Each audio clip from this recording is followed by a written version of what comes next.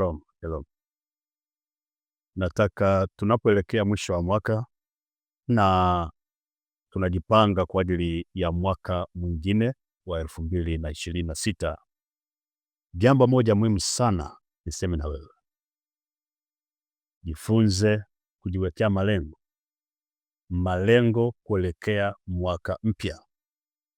Kwa mtu yoyote ambaye anamtafuta Mungu, anaomba, anafunga, ili maombi yake na kufunga kwake ili kuzae matokeo, inabidi ajifunze kuweka malengo hasa ya mwaka. Unapoenda kuanza mwaka, jifunze kuweka malengo, sababu malengo yako ndiyo yatakuwa maombi yako.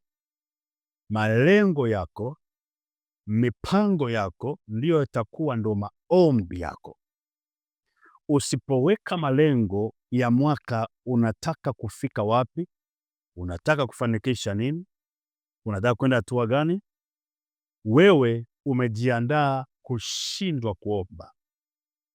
Kwa sababu unapokuwa haujaweka malengo yako wazi mbele za Mungu, utakuwa unaomba maombi yasiyokuwa na mashiko. Lakini maombi yaliyoelekezwa kwenye malengo ni maombi yenye nguvu. Kwa sababu ukiweka malengo yako ya mwaka mzima, ina maana unajua ya kwamba mwaka mzima nitaomba nini.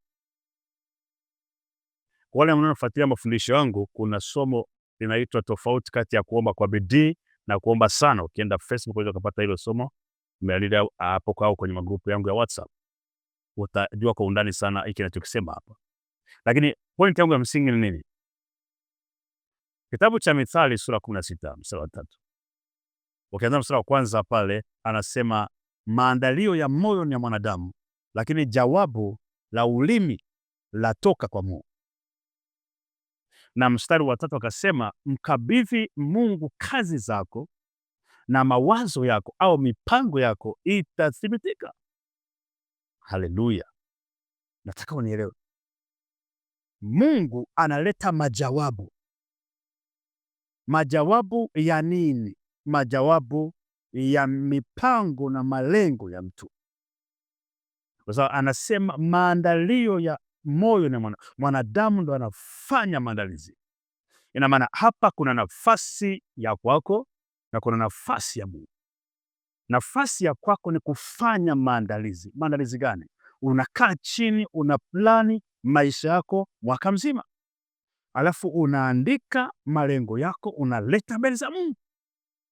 Alafu Mungu anaanza kuleta majawabu ya maandalio yako, malengo yako. Sasa angalia, kama haujaweka malengo, hauwezi kulaumu Mungu ya kwamba hayakusaidia mwaka mzima. Narudia tena.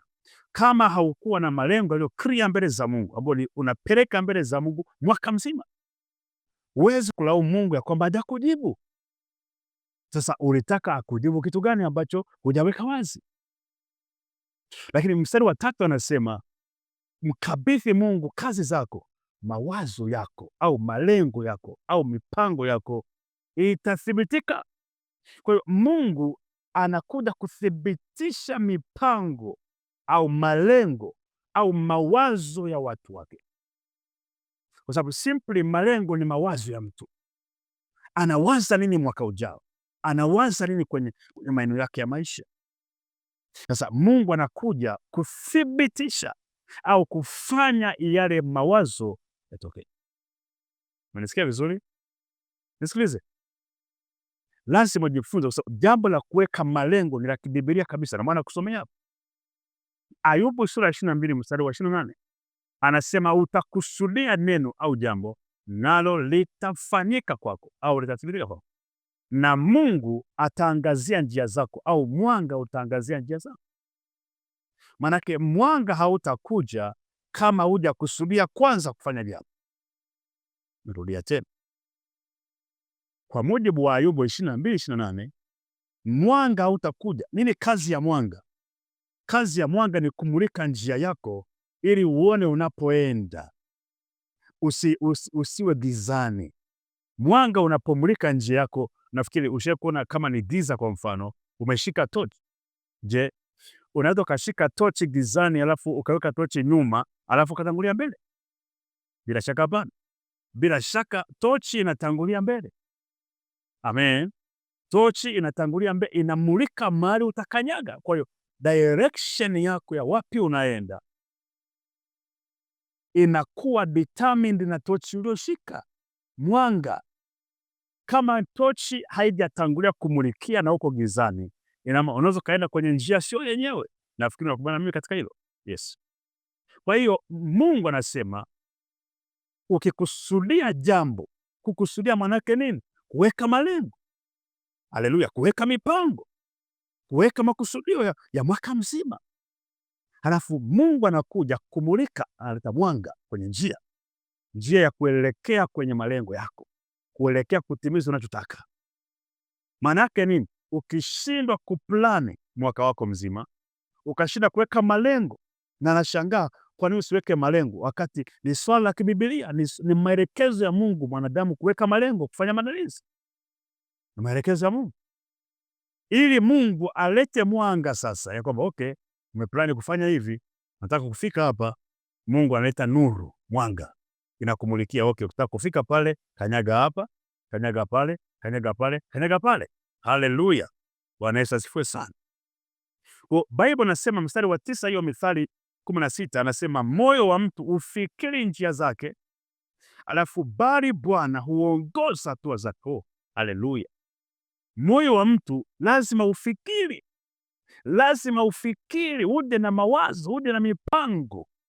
Haleluya. Moyo wa mtu ufikiri njia zake, alafu Mungu anakuja kuongoza hatua zake. Ukanyage wapi, ukanyage wapi, wapi usikanyage, ili uende kwenye yale ulikuwa unafikiri kuyafanya, uweze kuyafanya. Halo, unanisikia vizuri? Moyo wa mtu lazima ufikiri. Huwezi kaa tu bila kufikiri utafanya nini mwakani, bila kuweka malengo. Huwezi kaa bila kuplani mwaka, huwezi kaa. Vinginevyo Mungu mwenyewe atashindwa akuongoze kwenda wapi. Mungu mwenyewe atashindwa kuelewa akujibu nini, akufanyie nini. Ushakuona Yesu amekuja kwenye kile kisima, anamuuliza yule mtu, unataka nikufanyie nini? Unataka nikufanyie? Kwa hiyo okay, kwa kumbe wakati mwingine Mungu anauliza watu wake, unataka nini? Unataka nifanye nini? Weka malengo yako, weka wazi, unataka nifanye nini? Kwa nasema moyo wa mtu lazima ufikiri, lazima ufikiri, lazima ufikiri. Moyo wa mtu hufikiri njia zake. Huo ni mstari wa 9 Mithali 16. Kwa lazima ujifunze kukaa chini na kuanza kufikiri njia zako za mwaka 2026 au mwaka mwingine wote, alafu weke malengo, mawazo. Alafu baada ya hapo anasema mkabidhi Bwana. Sasa unapomkabidhi Mungu, anakuja anaongoza hatua hatua, maanake anakamata miguu yako, anakuelekeza jinsi ya kwenda, ukanyage wapi, wapi usikanyage, uelekee kwenye yale ambayo umeyakusudia. Ndio sasa. Yes.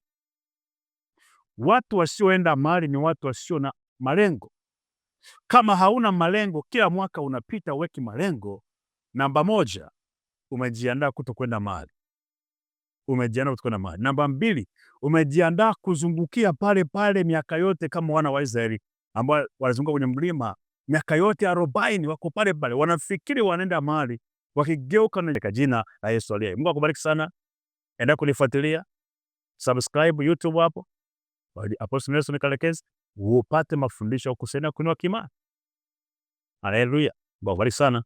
Nikutakia wakati mwema katika jina la Yesu. Amen.